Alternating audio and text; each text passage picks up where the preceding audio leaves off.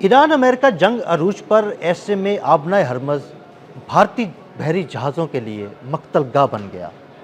22 भारतीय बहरी जहाज़ आबना हरमज़ में फंस गए। ये वहाँ से कैसे निकाले जाएंगे? क्या शराइत रखी जा रही हैं ईरान की जानिब से?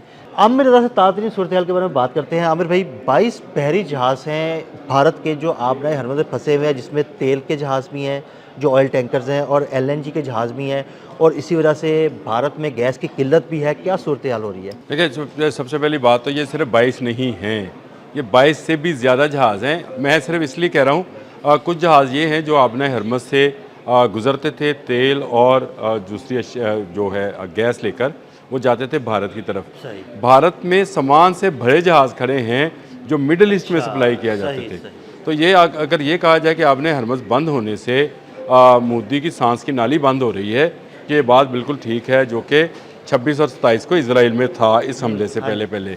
और उसके बाद मैंने आपके साथ एक व्लॉग किया था जिसमें मैंने आपको बताया था कि अगला हदफ जो है वो इंडिया होगा, भारत होगा ईरान का, क्योंकि ईरान ने फर्स्ट इसराइल, सेकंड अमेरिका, सुर्खी आपने हाँ जी, बनाई, बिल्कुल, बिल्कुल। सेकंड अमेरिका और थर्ड जो है वो भारत को रखा हुआ है। अब भारत के सिर्फ ये 22 जहाज़ जो कि इस तरफ से मिडल ईस्ट से टुवर्ड्स भारत जा रहे थे, ये फंसे हैं। इसके साथ उनके 611 अमले का अरकान मौजूद हैं। और ईरान ने ये धमकी लगाई है कि अगर ये टस से मस हुए तो उनके बाद इनका जो है नस जो है वो बंद लेकिन कर दी आमिर भाई, जाएगी। ऐसा क्यों? ये तो बड़ा इत्तेहादी है ईरान और भारत। देखिए, इत्तेहादी थे।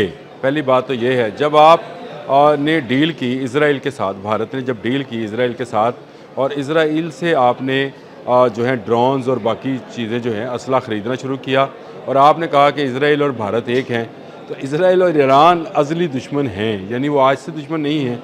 उनकी पुरानी समझा जाए तो उनकी आपस में बनती नहीं है। तो इससे ख़दशा ये था कि भारत जो है ईरान को छोड़ा है। और ये बात आपके इंडियन पॉलिटिशियन यानी कांग्रेस ये बात कह रही थी, जो कि राजीव गांधी का बेटा है, वो उसकी बेटी प्रियंका गांधी और वो जो संजय गांधी थे, वो ये बात कह रहे थे कि ये जो सूरत हाल है इसमें हम ईरान को छोड़कर ज़्यादा नुकसान में जाएंगे। हमें इसराइल से ज़रूर अच्छे तल्लुकात रखने चाहिए, लेकिन बिछ नहीं जाना चाहिए। और वही हुआ, उसके मोदी के जाते ही इसराइल ने हमला कर दिया। ईरान के पास एक बहाना आ गया जिसकी वो तलाश में था, क्योंकि सरमायाकारी हो चुकी जो उसने भारत ने करनी थी। अब ईरान को उसकी सरमायाकारी की कोई ज़रूरत नहीं है, उसने उससे जान छुड़ा ली। अब ये इसके 22 जहाज़ जो हैं फंसे पड़े हैं। जहाज़ एक ही निकला है पाकिस्तान का हाँ जी, वहाँ से। बिल्कुल। एक वो कराची तो नाम का जहाज़ निकला है। अमेरिका के जहाज़ भी नहीं निकले, और ना ही अमेरिका इन जहाज़ों की सिक्योरिटी जो है देने को तैयार है। यानी इनकी इंश्योरेंस और सिक्योरिटी जिसका डोनाल्ड ट्रंप ने ऐलान किया था वो भारत के लिए नहीं था, वो उसके अपने ममालिक के लिए था, जैसे जापान है, कोरिया है, फ्रांस है। उनके जो जहाज़ यहाँ पर फंसे गैस तेल के, उनके लिए उसका ख्याल था कि वो अगर उनको इंश्योरेंस का लालच देगा तो वो अपने जंगी जहाज़ लेकर आएंगे और अपने जहाज़ बचाकर ले जाएंगे, यानी फ्रंट पर वो लड़ेंगे, अमेरिका पीछे बैठेगा। ये जो उसका तरीका था या उसका प्लान था वो कामयाब ना हुआ। भारत ने अमेरिका को खुश करने के लिए 3 ऑयल टैंकर्स रोक रखे हैं ईरान के, ईरान के। और उन पर इल्ज़ाम ये लगाया कि ये गैर कानूनी ऑयल जो है सप्लाई कर रहे थे। बिल्कुल। किसको? देखें, ये अब बात ढक्की चुपी नहीं है। भारत दुनिया भर से सबसे सस्ता तेल जो है वो रशिया से ख़रीदता रहा, और रशिया उससे भी सस्ता तेल ईरान से लेकर आबने हरमज़ के ज़रिए दूसरे मुल्कों को पहुँचाता रहा। ये एक नेटवर्क था। यानी कहा यह जाता था कि ये रशियन ऑयल है, लेकिन उसकी आड़ में ईरानी ऑयल जो था वो जा रहा था, और उसको भारत जो है वो जैसे मीठा मीठा वो कहते हैं हफ हफ करता है, वो खा रहा था। लेकिन जैसे ही जंग शुरू होती है, इसराइल में मोदी तय करके आया था कि ईरानी जहाज़ जब्त कर लिए जाएंगे।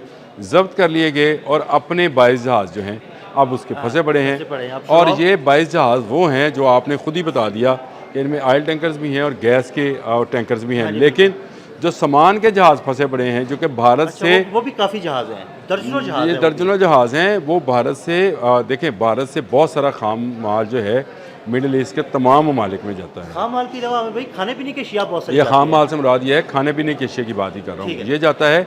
फिर तैयार माल बहुत जाता है। मसलन अगर आप कभी आपको इत्तेफाक हो सऊदी अरब या दुबई में जाने का, तो आपको जगह जगह इंडियन प्रोडक्ट्स नज़र आती हैं। हाँ जी। उनमें मेकअप का सामान भी है, ज्वेलरी भी है, कपड़े भी हैं, वहाँ पे जूते भी हैं, यानी आप जो भी ज़रूरियात ज़िंदगी हैं, भारतीय कंपनी वहाँ पर छाई हुई हैं, और वहाँ पर वो चीज़ों को फ़रोख्त करती हैं। ये कंपनीज़ जो हैं इनके जहाज़ इस तरह फंस गए और वो जो कंपनीज़ इनको ऑयल और गैस फराहम कर रही थी उनके आमिर आपने भाई, दुबई में भारत से बहुत सारे रियल स्टोन्स भी जाते हैं। नहीं मैं तो आपसे कह रहा हूँ बड़ी मार्केट है कि रियल जेवरात स्टोन्स के मैंने नाम लिया इसीलिए कि उनका इनके बहुत सारे ज्वेलर्स काम ही ये करते हैं सोने का। तो ये अगर आप जाएं मिडल ईस्ट में जाने का कभी इत्फाक हो, अल्लाह करे सब जाएं, जाकर देख के आएँ, चले मक्का मदीना भी चले जाएं, वहाँ पे भी आपको भारतीय ज्वेलरी मिलेगी और बेपनाह मिलेगी। और इनके सुनहरे जो हैं वहाँ पर दुकानें बकायदा, मैं दुबई सोक पे गया था, गोल्ड सोक पे, तो वहाँ पर बहुत सारे इंडियंस की, मैंने एक इंडियन से ही किसी ज़माने में एक सेट अपनी वालदा के लिए ख़रीदा भी था। तो ये एक मामला जो है, अब इनके जहाज़ जो फंसे हैं, जैसे ही जंग थमेगी ईरान इनको भरपूर जवाब देगा। और ये कहना कि भारत और ईरान अब दोस्त हैं, भारत और ईरान अब दोस्त नहीं रहे, भारत और ईरान अब डिफरेंट ब्लॉक में चले गए हैं। यानी भारत आहिस्ता आहिस्ता अमरीकी ब्लॉक को ज्वाइन कर रहा है क्योंकि इसराइल इसके लिए सपोर्ट कर रहा है, और दूसरी तरफ ईरान जो है वो आपको पता है चाइनीज़ और रशियन ब्लॉक में शामिल है। भारत की चाइना के साथ क्योंकि जो है सरहदी तनाज़ात हैं, इसलिए उसकी ज़मीन पर भी कब्ज़ा किया हुआ है, उसका जवाब भी चाइना ने इसको देना है। लेकिन इस वक्त जो सूरत हाल है वो ये है कि अब भारतीय तजारत जो है, जिसका ज़्यादातर इन्हिसार मिडल ईस्ट में सामान फराहम करने में था, कपड़ा, जूते, मैंने जिस तरह से बताया, कॉस्मेटिक्स, अद्वियात, जेवरात, ये सारी चीज़ें जो थी इस तरफ फंसी पड़ी हैं, और उनका ऑयल और उनकी गैस जो है उस तरफ है।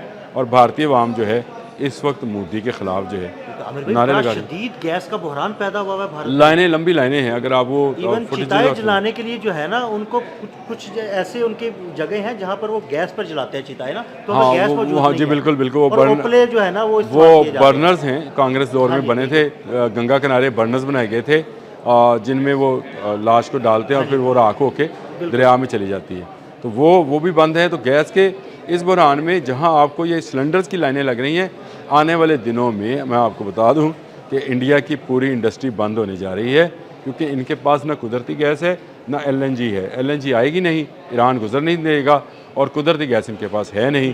तो ये अब याद करें जब एक माहिदा हुआ था कि Iran Pakistan India gas pipeline का, अब सोचिए उसे फिर था ना, अब उसको याद आ रहा होगा, और ये बैकआउट करके गया था कि कि मुझे गैस नहीं चाहिए। हालांकि पाकिस्तान ने अपने सारे दोस्त ममालिक को मना लिया था कि ईरान की गैस यहाँ से गुजरेगी, पाकिस्तान के रास्ते भारत जाएगी, और भारत में भी इंडस्ट्री चलेगी, पाकिस्तान में भी चलेगी, अगर आज वो पाइपलाइन मौजूद होती। तो अब मज़े कर रहे होते ना।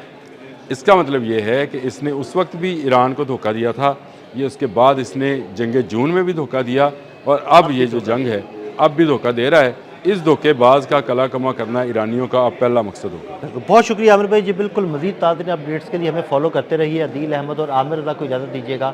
अल्लाह हाफ़िज़।